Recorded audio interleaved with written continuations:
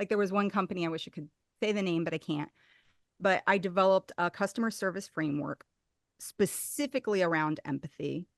They were having trouble with the customer service. So I rewrote, this was before clearly AI that could help with a lot of this, but I rewrote about 450 customer service emails Hmm. using this framework. 6 months later, they were written up in the Wall Street Journal saying, what the heck happened? How did they turn their customer service around so stinking fast? Interesting. Hey guys, welcome to episode number 254 of the Game On Girlfriend podcast. Have you noticed people cannot talk to each other? I know. Have you noticed there is a them versus us? If you're on planet Earth right now, you are seeing this, and it's very, very difficult to watch. And it's one of the reasons I'm very, very excited to bring you Andrea Goulet today. She has studied empathy, and she has studied it in a way I don't think I've ever seen anyone else go about it. It is so technical and focused. And I'm going to use the word brilliant, even though she'd tell me not to. It is extraordinary what this woman has done in the study of empathy. And inside this episode, she actually shares a framework that she uses in moments when you feel like you're about to fly off the handle because you do not understand what is wrong with the person in front of you.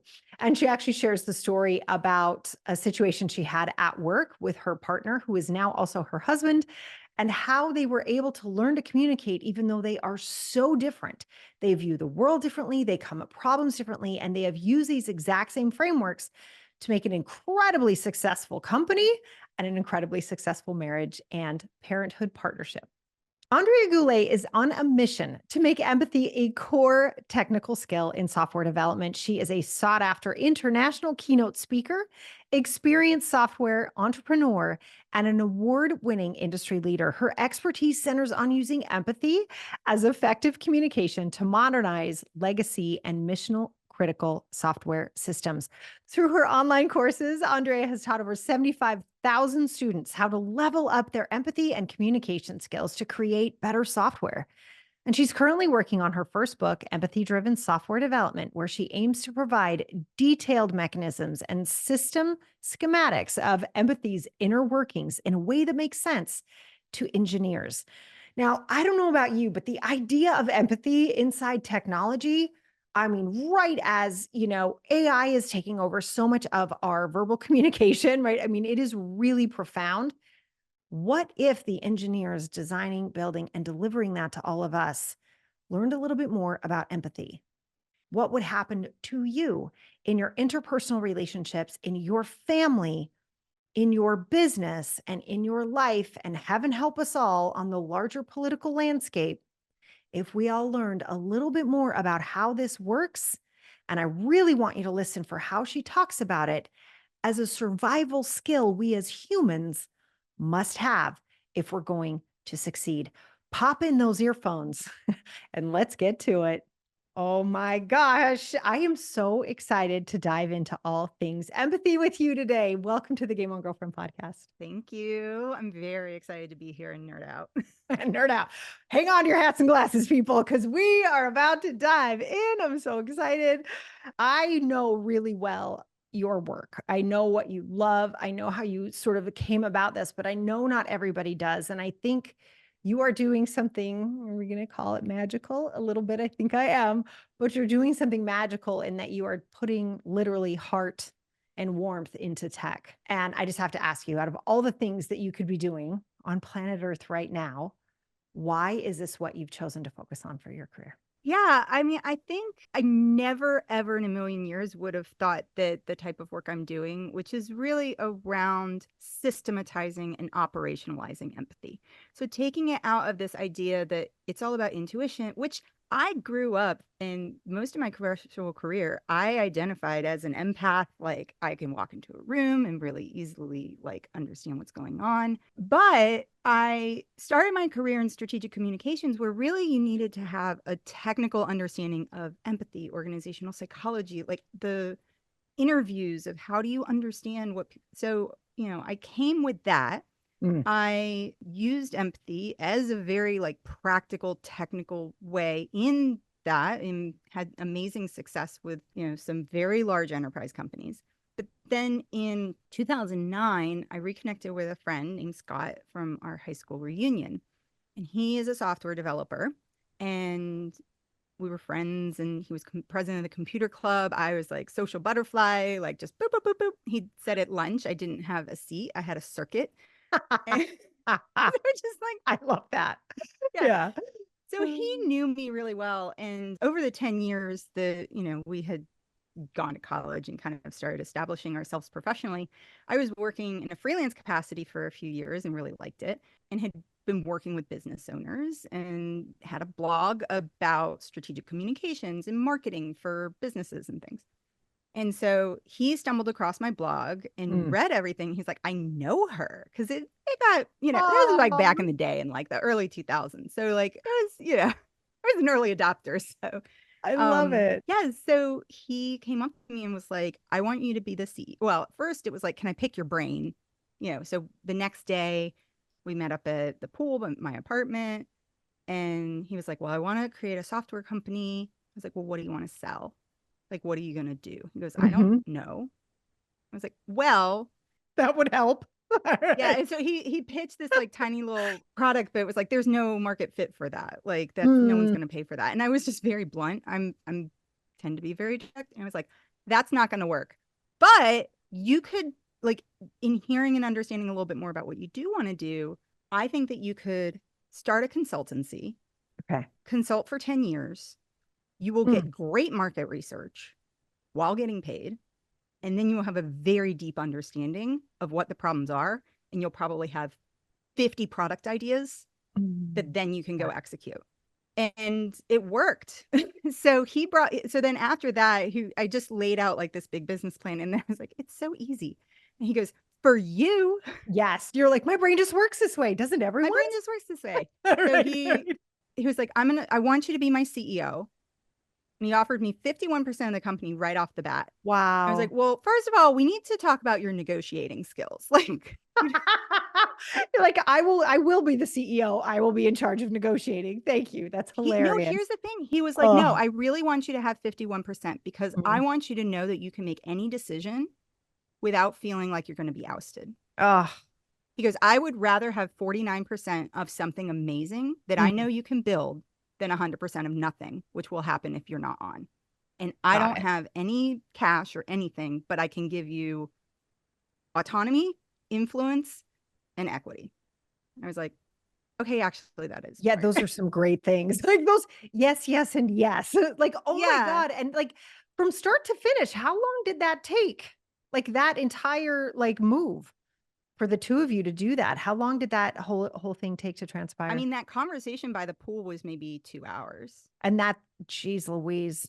And then I like, wow, was like, I don't know if I want to like start a company or like with you. Like, there's a lot of risk. Right. But yeah, so it was like maybe 4 months of kind of Okay. exploring whether or not it was the right move, and then, kind of made it happen.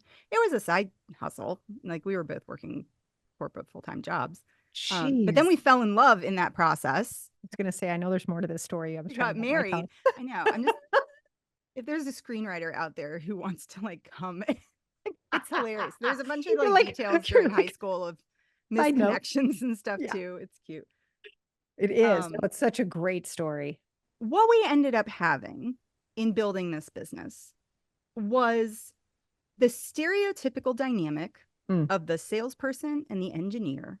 They don't get along professionally. I did not understand how his brain worked. I had never worked in software. There were so many things where I was like, what? And I'll give you a story in a sec.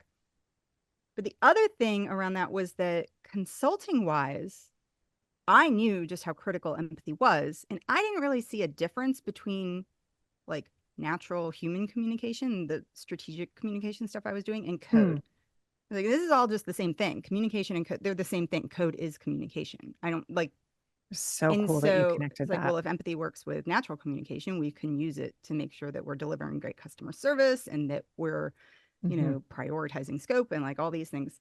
So we wanted to have the first core value of Core Bytes. That was the name of the company. So the tagline is old code, new tricks. You imagine like Fixer Upper or one of those HGTV shows, This Old House, go into existing software systems that just need a little TLC, and we modernize them. But at the time in 2009, the consultant saying we want to have a software company that empathy is the core DNA of the organization. We were advised not to do that because if we did, we would, quote, be laughed out of the industry.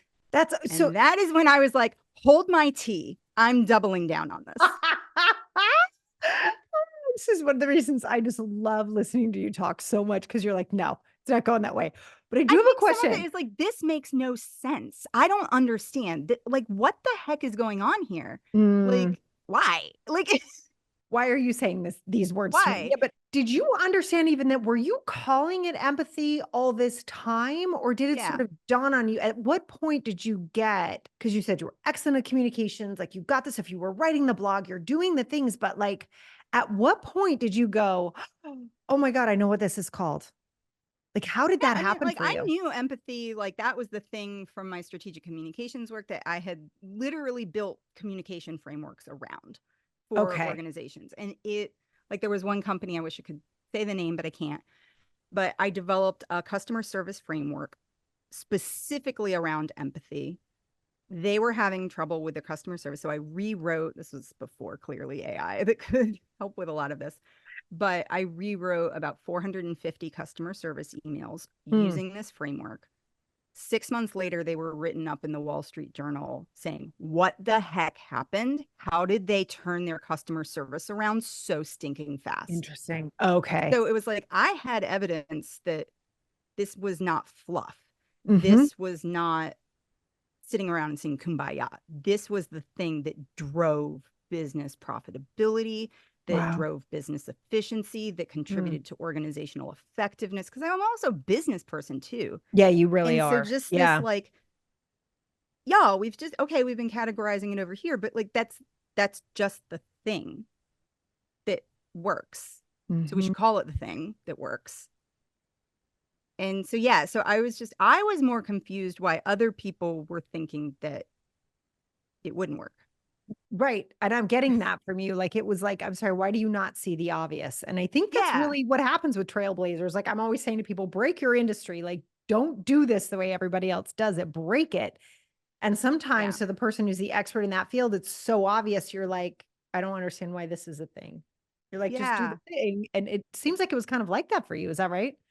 Yeah, it was. And so the way that kind of everything else kind of took off was, so 2009 to 2015, 16, Scott and I were like trying to figure out the business model, and we were working together. We had hired a couple of employees and stuff, but we had this one incident where I was in charge of sales. I had a client that, like, one of his things, he was like, we're agile here. So he had taught me all about these, agile software principles, which are around collaboration, being able to make decisions quickly and stuff.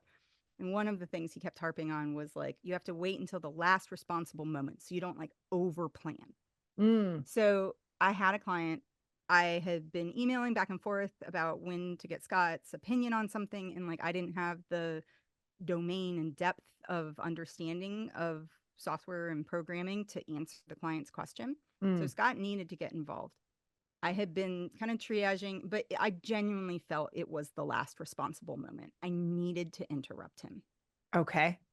So in the marketing communications world, the way you do this, if you need to get someone's attention, is you just go, hey, you got a sec, right? It's like, that's just the normal operating procedure. And so and typically people would be like, no, give me 20 minutes and I'll catch up with you, right? It just worked. I knew Scott didn't like being interrupted. So I thought about, okay, how can I do this in a way that is going to be respectful? So I was like, I'll just we were working in the same office, so we were in the same physical space, tiptoed over and just created this posture of demure, I'm not trying to interrupt you, and waved my hand I'm respecting you, I'm trying, I know you don't like this. And I said, you got a sec? And it was a visceral reaction. He paused, and then I saw a visceral reaction, and it looked like he was going to flip the desk. He was so upset and so angry. And in that moment, my instinct was to say, expletive this, I'm done. I can't work with you. What's Mm. wrong with you? Right. Right? Right. What I've never experienced this. Mm. You're the problem when it comes to like you don't have empathy because who would do that? Right. Right. Okay. Meanwhile, I'm Okay. yelling at him, right? Because Right. I'm the empath. It's my favorite. Okay. Uh-huh. You're like, how come you don't have So empathy like me? And why are you weird? Right. Yes. yeah. Yes.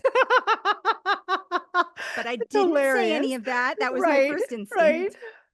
So I took a beat, I took a deep breath, and I said, I just was like, this is a pattern of business. Mm. This is an operational thing that we have to solve. If I can't interrupt you elegantly, like if I can't get your attention, we can't It's gonna be be in rough. business. Like this Yeah. is, so it was like, this is an operational problem we had to solve. So I was like, okay, I'm not ready to give up. I love him. Yeah. So there was an extra motivation to make it work there too. So I just was like, I don't know what I just did, but I clearly did something Mm. that really hurt you, and I don't want to do it again. And like just took Amazing. accountability. I made it about me because that was the thing. And I'm like, I am confused. I have never seen this and I don't know what caused that, but I care about you Wow. and like what's going on. So he then took a deep breath and we had just watched the Chris Nolan movie Inception, It's a good which is movie. about like a dream within a dream within a dream. But if you like pop out and kind of have a consciousness around it, there's this scene where like they're sitting in a cafe in Paris and like the whole world just like folds in on itself and they have to run. So he tells me, I was like, so what did I do? He goes, I was 9 inception layers down. Oh, I had been interesting. working on this problem for 2 days and I was this close to solving it. Mm. And you asking that question required enough cognitive load where I lost my mental model. Oh, wow. Yeah. And he's like, I, as a software developer, I have like my job requires me to build very complex Hmm. mental models in my mind and think about how different systems are going to work together. But that's all just in my head. And it can be like, it's like I'm imagining it. Mm. So having to switch context and go, it's not actually a second. How long is it going to be? Is this going to be 5 minutes or 5 hours? Because with Right. me, it can be either, right? And just like, how Yeah. close am I to being done? Am I in a good place? Blah, blah, blah, blah. Hmm. And at that moment, I was like, I had no idea. Mm. And just that's where the compassion, because I understood, I was able to go, like, I mean, I had never had that specific thing, but I do know what it's like to just feel completely ripped out of something Yeah. and how jarring that is. Mm. And so I was like, I don't want to make you feel that way. And just that invoked compassion. Like, okay, well, let's figure out how to like not do that. Yeah. So we went to lunch and chatted about it. And we went back and forth and like, what if we did this? And what if I did this? And, because, he was like, well, what if I put like a red green thing on my desk? And I was like, well, I don't know that we'll It's so remember to creative. switch it. Right. And so Yeah. just like went through like all these different, like, what if we did this? What if we did this? What if we did this? And what we landed on was like, well, what if I just asked you what your inception level was? And if it's a 0, then I know you're interruptible. And if it's a 9, I know to just back off. But then you know that I'm looking for you. And Mm. as soon as you get to a good place, you can find me and then we can chat. And this solved everything. It's We amazing. still use it. And I presented this at a conference for software developers. I was blind pitching because I was like, Scott, we need to get you in front of conferences. I was like, I don't know what the heck I'm talking about when it comes to software. So I put together one of our other core values is communication is just as important as code. I'm like, I'm not going Okay. to talk about these software like languages and frameworks and the details of it. I was like, I have a technical understanding of empathy and communication. I'll talk about that, but no one's going to like want me to come talk. But I put in like 3 or 4 just blind submissions on websites and I got 2 keynotes out of it. That's amazing. Gosh, your The ability to industry is communicate. demanding Seriously. this. I mean, Andrea, your And ability like, to communicate's bananas. Like that's oh, no, that's like not a well, normal it's stat, practice. right? It's Woo. practice. Like I have spent 20 plus years digging into the nuances of this, right? Mm, And so mm, that's a skill. yeah. I don't think I'm naturally a better communicator than other people. I mean, there is a little bit, but it's a honed skill. Mm, And I think that's the thing too, is that empathy is also a honed skill. right. Because the other thing that I noticed was that Scott kept saying how bad he was with people. I'm good with machines, but I don't understand people. Or like, I'm a really bad communicator. Or like, what? And this made no sense to me because I was like, you're the most kind and compassionate person I know. I would not be marrying. So we got married and then had kids. So I was like, I would not be marrying you if you were a jerk and a bad communicator. Right. So this doesn't make sense. And so again, Mm, it was like, why? Why do you think you're a bad communicator? Like, and just, I don't know. I've just been like pulling on this thread.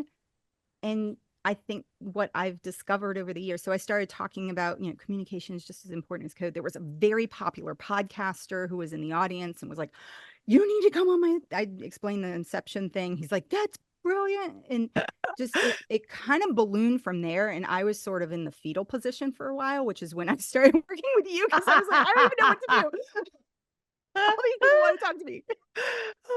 I'm just a nerd who's trying to like figure this stuff out. Yeah, and just like the software industry wants to know this. There is no problem with demand at all, which I think Mm, is like that is what people who are outside of the software industry assume. Oh, people who are in software, they just don't care and they just don't want to learn. Absolutely not. That is interesting. false. There are some people for sure, but as a general population, there's a lot of curiosity and there's a lot of like, please, I want to know, but they need to know in a different way. Because Mm, just like Scott was building these complex mental models and stuff, like they need frameworks and systems and it needs to be presented in a much more concrete way. So over the past 10, 15 years, like since I've been presenting after all of my conferences, like I loved it. You made me think different, but how? And so every single time it's like I've been pushed and pushed and pushed and pushed to explain it in a more systematic way, to mm, make it more contextualized. So, and then a few years ago, I got a book deal called Empathy Driven Software Development to really describe this because we were also implementing the things that I had learned into our business practices at Corgi Bites and they were working great. So, that one inception thing, we were doing that over and over and over again with all these different organizational practices and all these different, ways that we handle customers and how we do recruiting. And like it mm. just became like empathy was the heart of all of our work and all of our operations. So I think though that you do something so unique with empathy, right? I mean, that moment there where you were like, I've never seen this before. I don't know what this is. I've clearly done something. Explain to me what that is. One that's very, I don't want to say difficult because it's really not, but I think it's it new is for difficult. most It people. is It's just, difficult. it's I think outside it's that comfort difficult. zone. Yeah. It's like, oh, it's not hard to say those words, right? But Yeah. in the moment, it's like new. And so you're like, what do I, huh?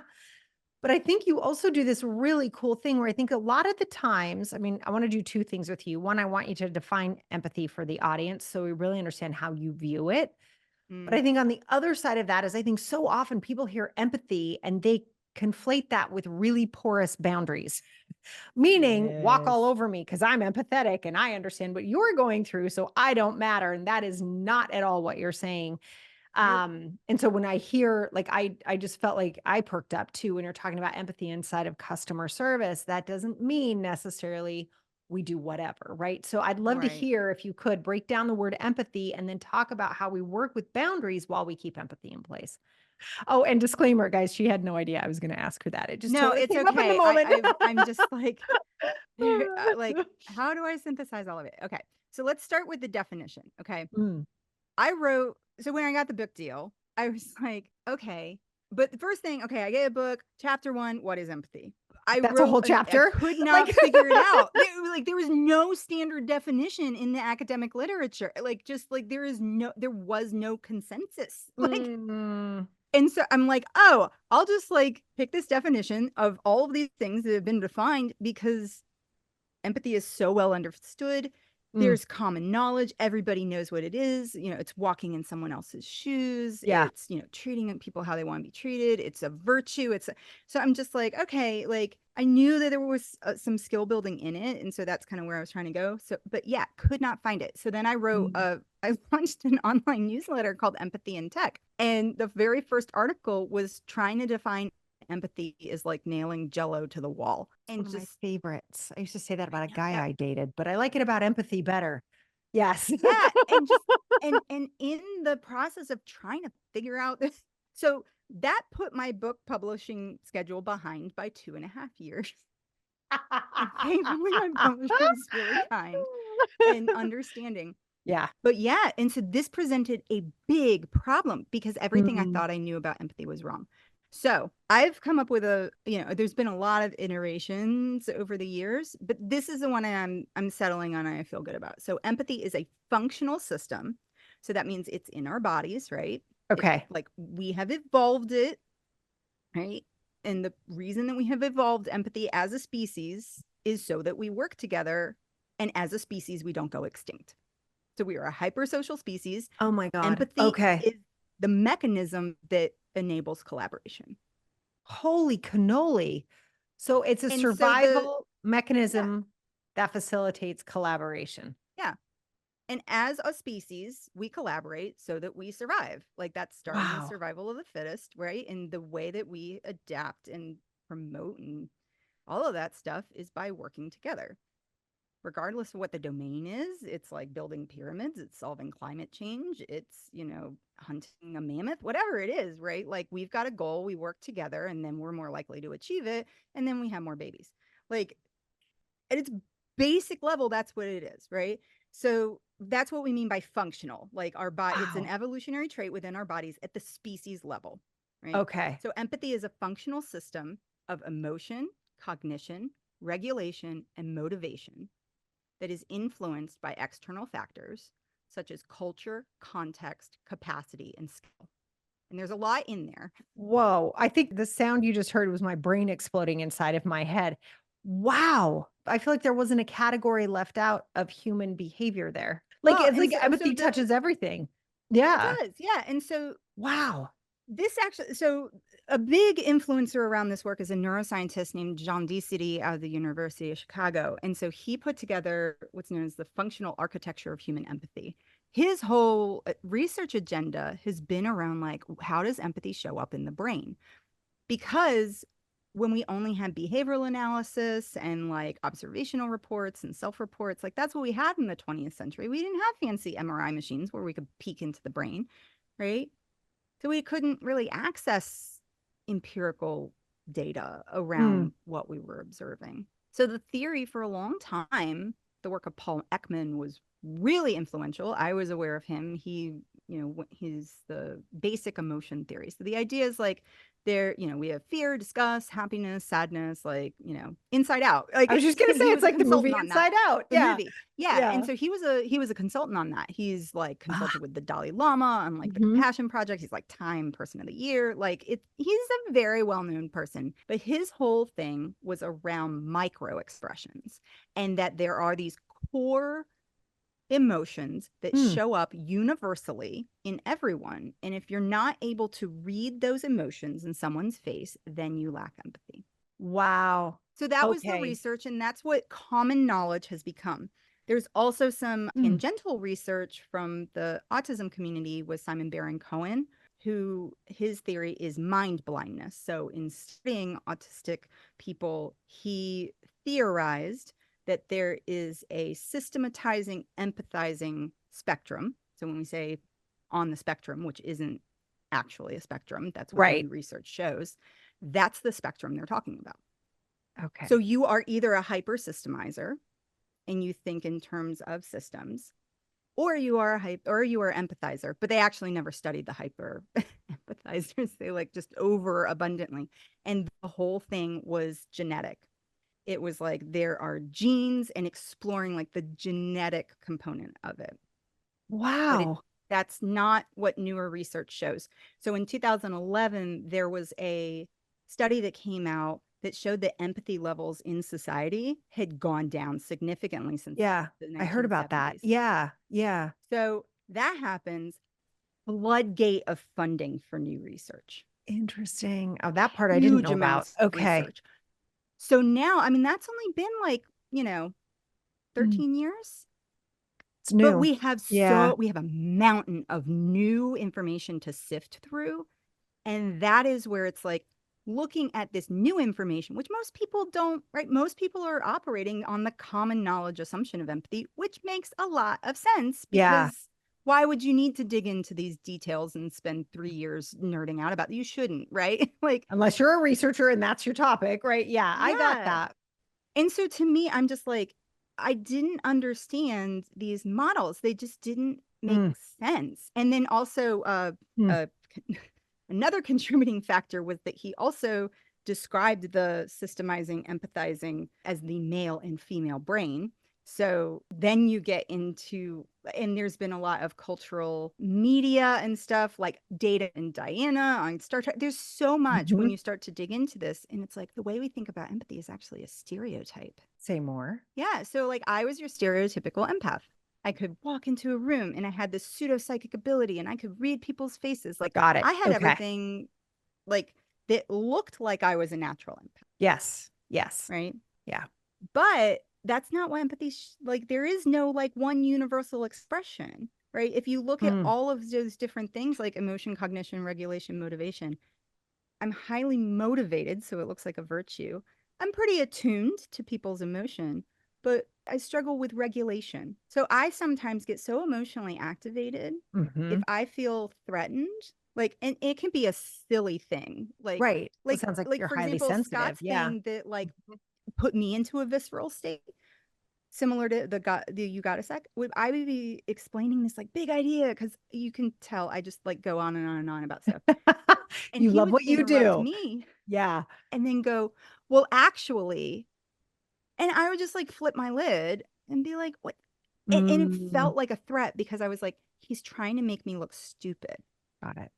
And Got again, it. like 4 years into this, like he goes, no, actually, I care about your idea and I want to prevent you going down a path that I know isn't going to work if I see a problem. Gosh. So the It is. framework we came up with there is what kind of feedback are you looking for? Macro feedback, micro feedback, or no feedback? Wow. Again, problem solved. Right. I know, So because now you know what the other person needs. So yeah, is that considered more of the atypical like yeah, definition of empathy? That's so we have the that's what empathy is. stereotypical. Yeah, Okay. so my stereotypical empathy expression was like I'm this psychic. And Yes. the biggest thing Yeah. is that I don't get feedback on whether or not I am accurate. So Oh, the I older see. empathy Okay. models are I am able to infer and I know what you're feeling, but there's Right. no experimental anything. It's not empathy, it's hubris. You just blew my mind again. Oh my gosh. I totally just got that. Right. I am So, being oh my I am God. going in and saying, I know what empathy is all about, and I'm so good at emotions And I can that read I all don't of even need you. to ask you how you're feeling Oh my heavens to Betsy. because Seriously, you I'm just blew so my mind. intuitive. Yes. And then you're saying the actual definition of empathy is looking for feedback, Yeah. So right? Like, so empathy is you built by actually associative understand. learning, Okay. right? And when we can learn, so here's the magic thing all those frameworks that seem like, oh my God, how did you come up with that? They emerged because Scott and I have very diverse ways of thinking. There's a lot of cognitive diversity. And when teams that are cognitively diverse can work together in a high functioning way, Mm, you get innovation, you get productivity, you get creativity, you solve problems faster because you're able to identify those things, implement hacks, solutions, whatever. But empathy really, really, really boils down to effective communication. got it. Yes. So And the communication requires feedback, communication requires feedback. Yeah. And so, right? like, you can't get better. You can't optimize the system in which you're in if one person is like, I know everything and I'm never going to change. Correct. I think that falls under the definition of narcissism, but yes, that's correct. That probably won't work. But I mean, that really is that definition, which we, if we're going to go stereotypical layman's terms, like what we're understanding, that is the opposite of what we consider someone Mm-hmm. who has empathy, right? Someone who's an Yeah. empath but you're saying there's also, I think what you just said was so critical because saying there are so many people walking around when we see stats like that, like our ability to empathize as a society is dropping. And I think I'm just making this connection now. You're probably like, duh, Sarah, welcome to the party. But looking at like social media being a one-way source of communication, Mm-hmm. right? And even comments coming back are a one-way source of communication. There actually isn't constructive feedback Mm-hmm. inside of a community of conversation. Yeah. There's one way I get everything and you know nothing. So here was another thing that I learned that blew my mind when I was doing all of this. Empathy can be really harmful. Ooh, okay, let's go down this path. How so? Yeah.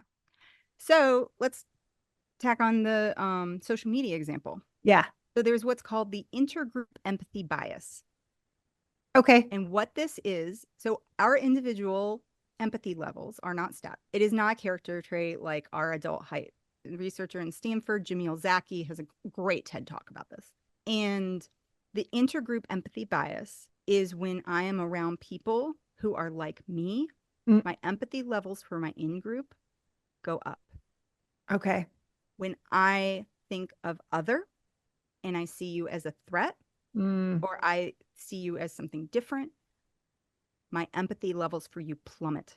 mm, And this is why, like, some examples around this are like why, in times of war, a lot of times World War II is the one that's studied. People who are the most compassionate are sometimes the most susceptible to this. And so they're very easily manipulated, right? This is me, right? I've been very easily swayed because I want to mm. please. I Yes. don't set boundaries easily. I get sucked into somebody else's narcissism, right? The narcissism Mm-hmm. and the empath thing.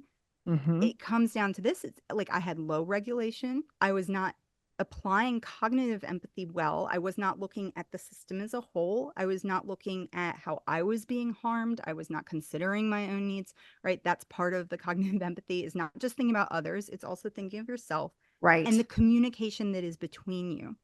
That's another place of empathy stereotyping and just how if we continue to operate in this way where we think that empathy is only one form of expression. And if you are doing that, then you are virtuous. And if you are doing that, you're the problem with society. And so Ah, in software, wow. getting back to like how I figured out this is the thing I want to do with my life, I am righteously angry, Mm, like in the pit of my stomach, mad. Now that I know that I was an empathy stereotype, like I was operating out of hubris, mm-hmm. I am so sick of so many compassionate people like Scott and countless other people that I've worked with and known over the years who are kind and compassionate and want to learn and are willing and motivated that they're the ones who are the scapegoat for why society is broken. Mm, I'm angry. mm. And again, just like as a system, it's like we're not going to make any progress until we meet them where they are.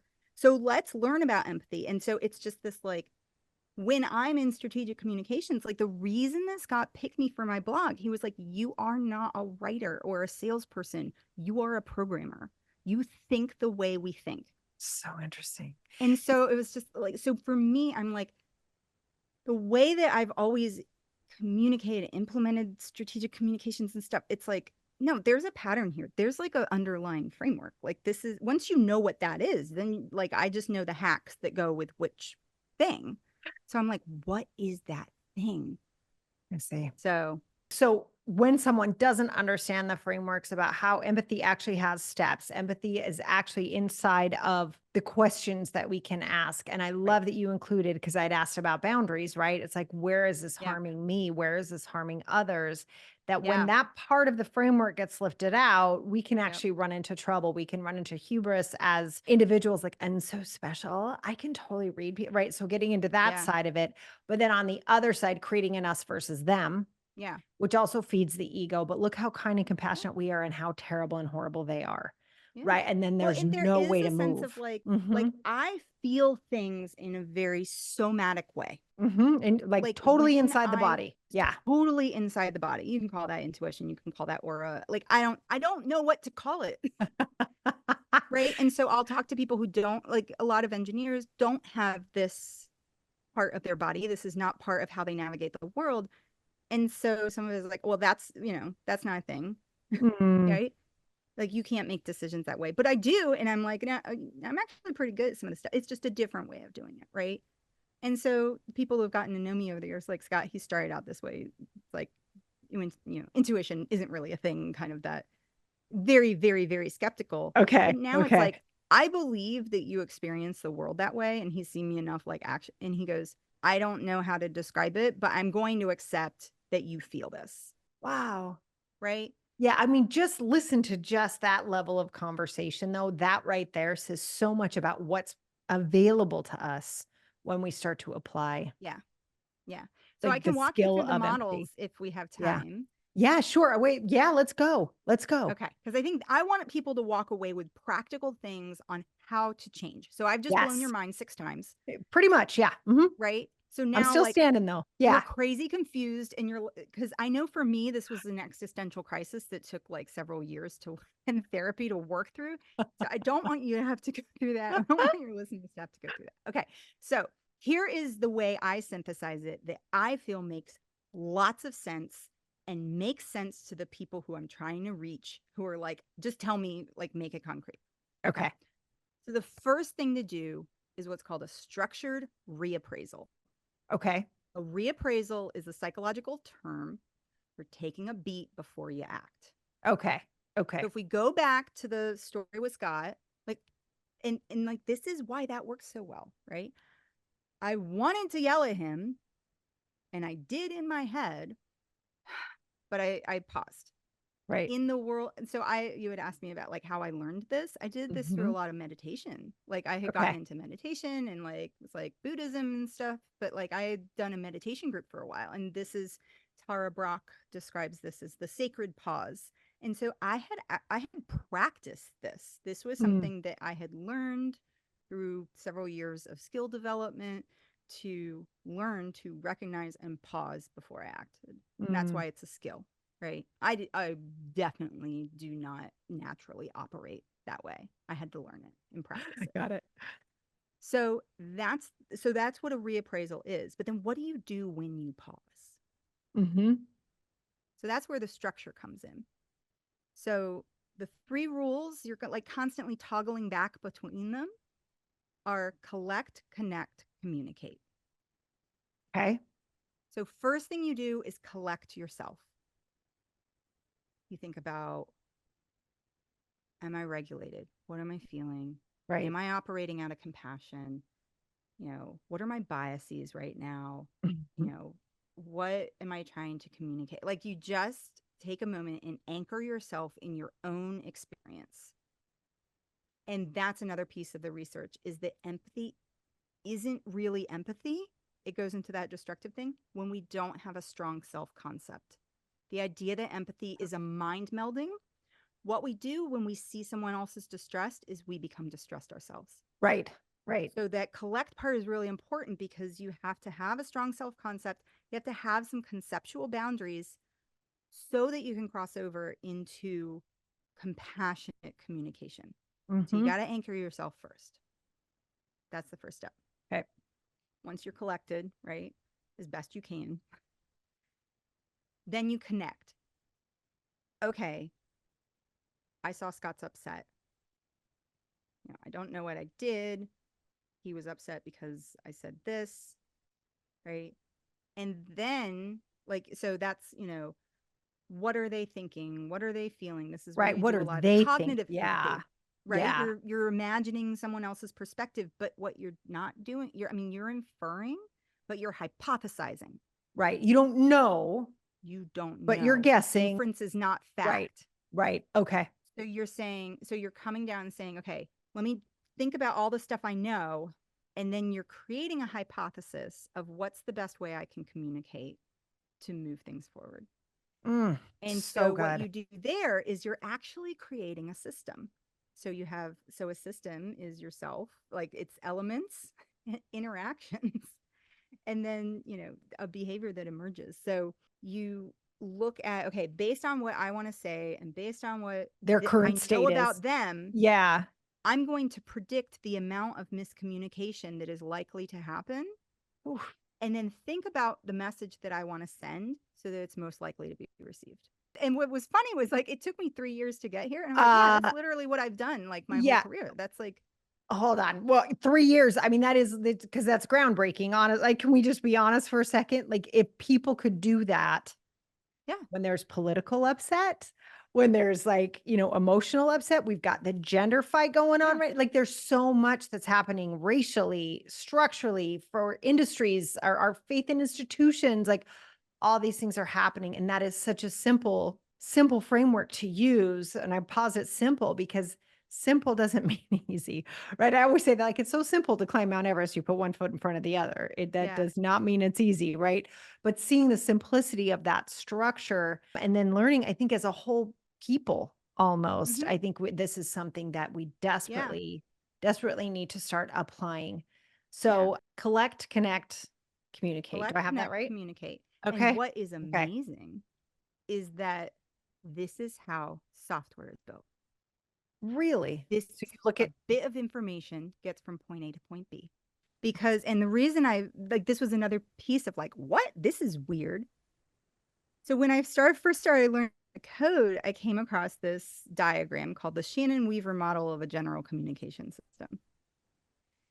It has like a source of information that goes through a transmitter, across a channel to a receiver to the like endpoint. So this is how the internet works, right? I send, there's information bits that are going from my computer to your computer, right? And in what operates the internet, it's what's called TCP/IP. It's called like the protocol is the three-way handshake, right? And I'm like, we've that all is seen active this listening. when our internet doesn't work, right? That's the Yeah. message that pops up. Yeah. Yes. Yes. So so that three-way handshake is essentially, hey, I'm sending you some information, Sarah. And you say, hey, this is the information I got. And I say, yup, that's the information I sent. That's active listening, Mm, mm. right? But the cool thing was that like what got me was like I saw all of this in my communication classes. So Yes. there I was get this. Warren, the reason it's called the Shannon Weaver. So digging, I won't go into all of the technical details, but this is what's so exciting to me is that Mm, digging into the computational details, the math behind this, that's how we can reframe empathy. And the people, I get so many emails when I meet with people and they're like, I get it. It makes sense. You shared it in a way that makes sense to me. And yeah. like I have another model that I won't go through now, but it talks about like how we navigate from confrontation to coordination to collaboration all Mm, through. And we want to get to the point where we are coordinating our information, like we're just working and delivering great work, right? yes. If Yes. we're in confrontation all the time, then that's what we're talking about in like the social media and polarization. But Yeah. at the same Yeah. time, if we're in collaboration all the time, we're just talking about the work to do and we're not actually delivering it. That's right. Yeah, that's Right. right. So empathy is the Yeah. thing that can help us navigate through all of those different systems Mm, and then create something that is more effective through these experiments and through implementing these improvements. But you can't get there unless both people are willing to do this, like Scott and mm. I were. But when you do, it's magic.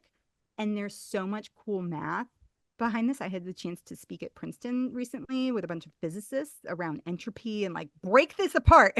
And they That like, is so cool. So you're and actually seeing, I think what's so brilliant about your work too, Andrea, is the way that you are able to see the connections. And that I do think like there's so much genius and brilliance in your work. But I think what makes it pop is that you have been able to take human behavior and understand like the biggest source of communication we have is coding, right? It's like how we're communicating over the internet. This is the biggest source of communication, the biggest way that we as human beings have been able to coordinate, and it follows the rules until it doesn't work, right? And we know when that happens, right? But it follows the rules in order to get the communication back and forth, and that we can actually apply that to our cognitive functioning yeah, and call that empathy well, is unbelievable. It's just so cool how you've made that just connection. I math. think that's amazing. Yeah. Yeah. That's just the Well, way our world works. So yeah, I think to me, like I have, in case you can't tell, I have very, very high support needs ADHD. And one of the, artifacts that comes with the way my brain is wired is I am a hyper associative thinker, like Okay. off the charts. Like when they tested me, it's like 99.99 percentile. Like, so just the way I navigate the world, it's like, oh yeah, this is like that and that's like this. And Yes. like, it's just, I want to be very cautious with the word genius because everyone has a genius. This Agreed. just happens to be the way my brain is That's like, exactly right. is designed. But yeah, I mean, I do think it's like, wait, this doesn't make sense because they're the same thing. That's so great. No, but it is your gene. Like look, we It's all my get one, genius. Yes, right? But not it is a yours, yeah. I'm more 100%. comfortable with that. Yeah. Yes, 100%. Good. I'm glad you clarified though. Well, listen, Andrea, if someone's listening and they're like, oh dear God, get me more of this woman, where can people find you?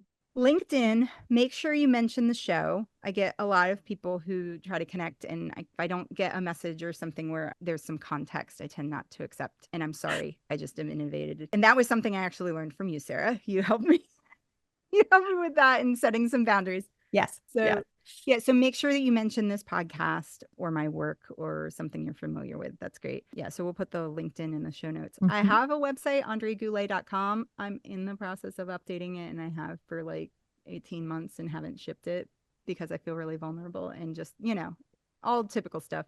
I So understand. those are the best two places. Those are the only, LinkedIn's kind of the only social network I hang out on these days. So, yeah. I got it. I got it. All right, you guys. Well, listen, we are going to have that link underneath the show notes, but it has just been such a joy to talk to you about this. And I really hope, I'm just going to thank you immensely for taking the time to have this conversation with us and sharing with us how this has come about for you. But also, as the world is struggling consistently with how to feel seen and heard and valued, how to share ideas, how to not attack when the desire to attack is so strong. I just really want to thank you, one, for doing the work at all. And for those of you that have listened and made it to this point in the podcast, I want to say thank you to you too, because we need more people practicing these skills. It is more imperative now, I think, than it's ever been. And I'm so glad we were able to bring this information to people. Thank you so much. Thank you. I'm always up for just really nerding about this. Stuff from the beginning. So. I'll nerd out with you anytime. Yeah.